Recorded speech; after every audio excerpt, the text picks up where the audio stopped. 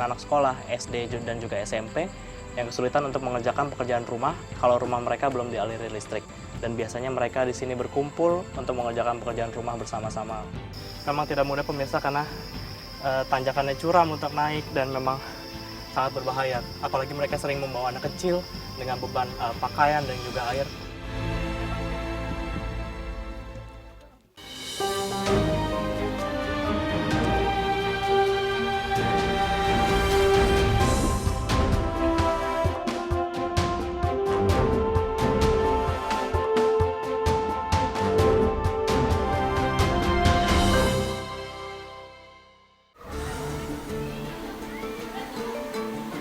Tim Indonesiaku kali ini akan bertandang ke bagian kepala dari Pulau Flores. Perjalanan darat menggunakan kendaraan mobil mengantar kami ke Kecamatan Tanjung Bunga.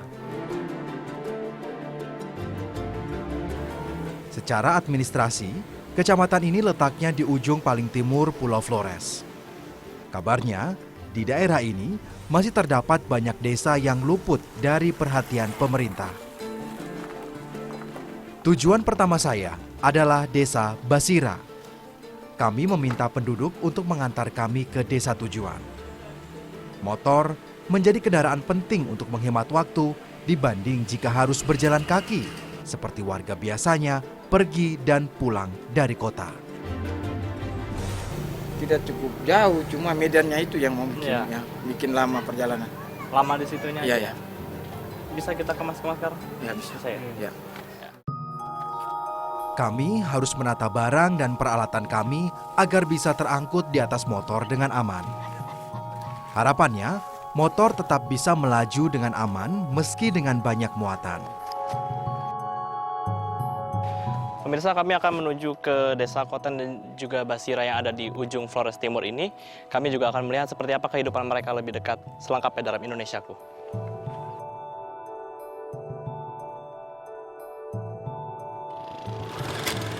Peralatan dan perbekalan sudah siap. Kini saatnya kami memulai perjalanan. Pemerintah Kabupaten Flores Timur pernah melakukan pembangunan jalan pada tahun 2010. Sejak itu pula lah masyarakat pedesaan mulai mengenal sepeda motor dan kendaraan roda 4. Pengaspalan jalan sepanjang 1 km dapat kami rasakan di awal perjalanan. Namun selebihnya, kondisi jalan mulai tak bersahabat.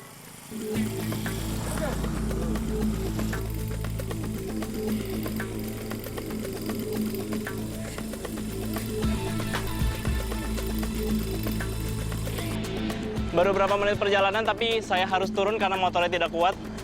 Dan ini penumpang-penumpang lain juga di sana menunggu karena tidak bisa berada terlalu dekat. Kita jalan ke atas ya. Saya benar-benar tak habis pikir. Ternyata jalan yang diperbaiki hanya sepanjang 1 km saja. Padahal jarak total jalan panjangnya 35 km. Aspal memang terlihat masih utuh, namun terkelupas dan meninggalkan lubang di banyak tempat. Ada pula ruas jalan aspal yang kondisinya sama parah dengan jalan tanah. Kondisi jalan yang payah menyebabkan ongkos ojek motor di sini mencapai 100 hingga 200 ribu rupiah untuk satu kali perjalanan. Meski tarif ojek sudah cukup mahal, belum jadi jaminan para tukang ojek bersedia mengantar ke tempat jauh seperti desa yang akan saya datangi.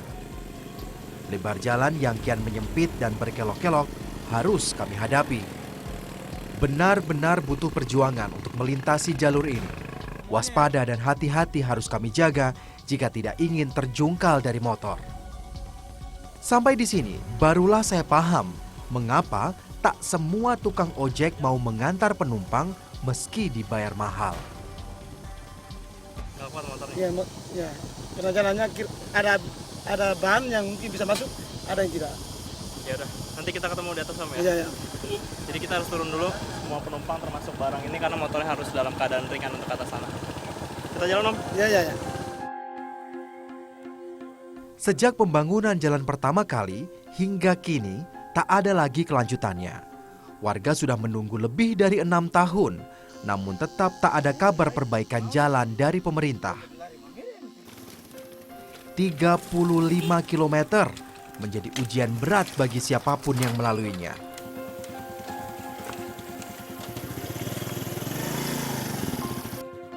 Dua desa sudah kami lalui, yakni Desa Lama Nabi dan Desa Aransina atau lebih dikenal sebagai Desa Lewokoli. Dan kini, tibalah kami di desa berikutnya, yakni Desa Koten. Letaknya yang jauh dari Kecamatan Waiklibang membuat nama Koten menjadi asing bagi sebagian besar masyarakat Flores Timur. Sampai kita ya, di Koten ya. Pemirsa, kami telah tiba di Desa Koten, 3 dari 5 desa yang harus kami lalui di Kabupaten Flores Timur ini. Dan ini merupakan di bagian paling timur di Pulau Flores, yang nantinya kami harus melalui 2 desa lagi untuk menuju ke Kampung Basira di sana.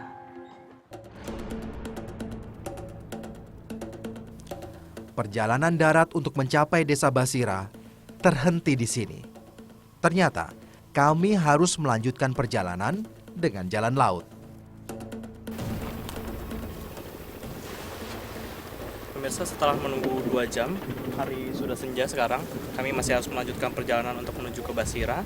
Dan tanda-tandanya kapal sudah mendekat, kami harus melanjutkan perjalanan menggunakan perahu. Kita lanjut ke sana.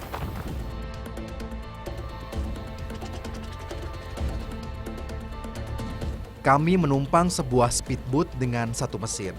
Cukup untuk kendaraan kami menuju Desa Basira. Perjalanan diperkirakan memakan waktu hingga 1,5 jam. Sementara hari pun sudah malam. Mengunjungi Desa Basira tidak semudah membayangkannya.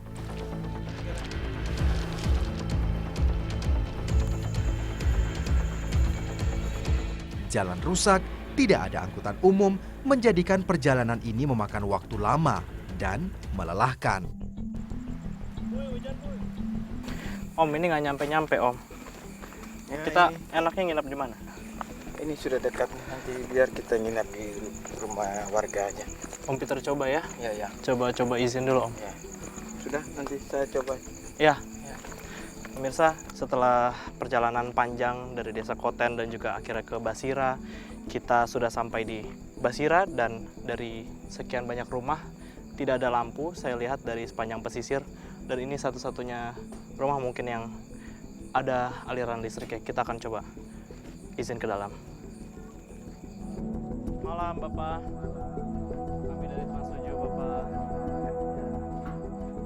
Malam hari di Desa Basira cukup sunyi. Keadaan desa gelap gulita. Listrik memang tak pernah sampai ke desa ini. Hanya ada 1 rumah warga yang memiliki listrik dari sebuah genset kecil. Rumah ini akhirnya menjadi tumpuan anak-anak untuk belajar bersama.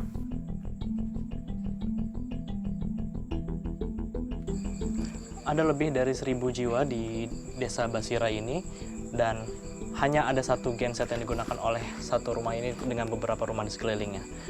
Sementara mereka yang kesulitan untuk menghadapi tantangan ini adalah anak-anak sekolah SD dan juga SMP yang kesulitan untuk mengerjakan pekerjaan rumah kalau rumah mereka belum dialiri listrik.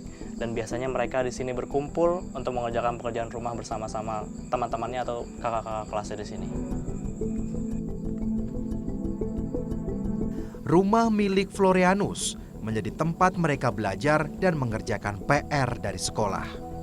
Sulit membayangkan anak-anak ini harus belajar di rumah tanpa cahaya penerangan. Hingga saat ini, baru Florianus saja yang memiliki genset. Genset ini masih baru dibelinya pekan lalu dari uang hasil bertani bertahun-tahun. Kalau mereka mau minta tarik, berarti itu harus bayar uang buka seperti ini. Berapa? Kita harus 600 ribu. Sekarang sudah adakah yang tarik? Belum. Baru 1 minggu lebih jadi.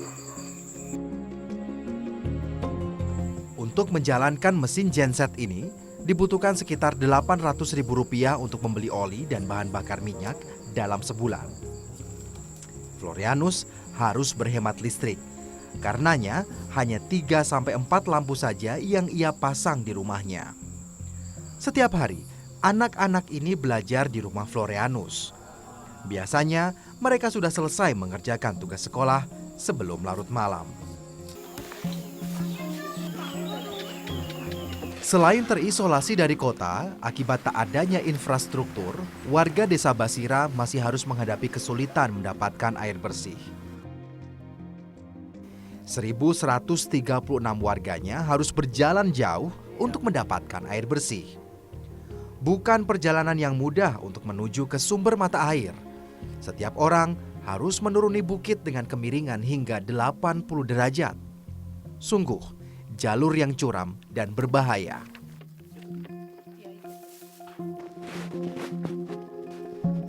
Indonesia memang sudah cukup lama merdeka. Tapi entah bagi warga Desa Basira ini, sejak zaman nenek-nenek mereka masih seperti ini, warga mengambil air bersih. Di sini tidak pernah ada sumur, Mama? Tidak ada. Tidak ada? Dekat-dekat rumah ada mata air lagi? Tidak ada.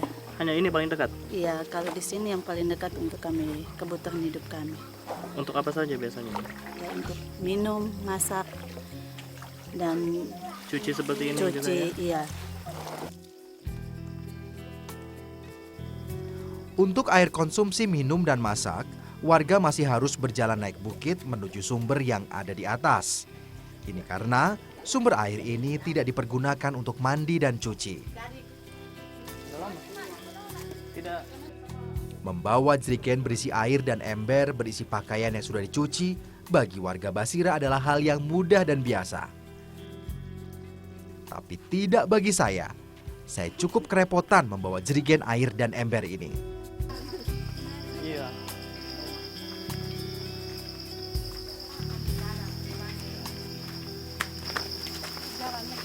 Saya coba ikutin rutenya mama-mama buat cari air di bawah. Memang tidak mudah pemirsa karena tanjakannya curam untuk naik dan memang sangat berbahaya. Apalagi mereka sering membawa anak kecil dengan beban pakaian dan juga air. Dan tidak jarang kalau ini menjadi tempat mereka paling sering terjatuh di desa ini.